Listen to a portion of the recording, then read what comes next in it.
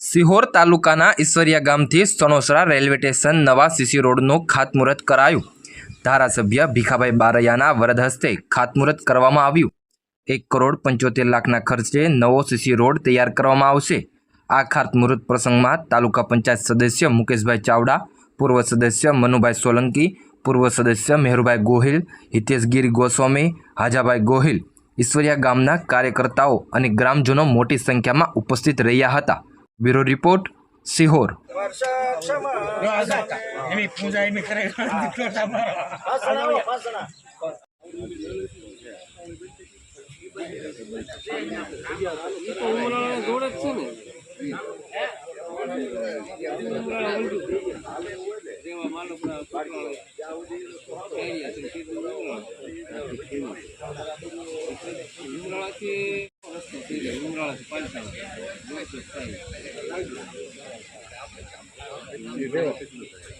બની ગયા પછી એવું ઘણા લાગે બન્યા પહેલાં ગામ લોકોની ગામના આગેવાનોના પ્રયત્નો અને અહીંથી ચૂંટાયેલા જનપ્રતિનિધિને એમને કઈ રીતે રજૂઆત કરી છે એટલી સરળતાથી જે આ રોડ મંજૂર થયો છે એ ઇસ્યુમાં ખરેખર સમજવું જરૂરી છે। મોબાઈ જે વાત કરી કે આવા ધારાસભ્યો આ કામ પૂરું કરી જવાનું એમાં થોડોક મારે એટલો સુધારો કરવો આપણે જવા જ નથી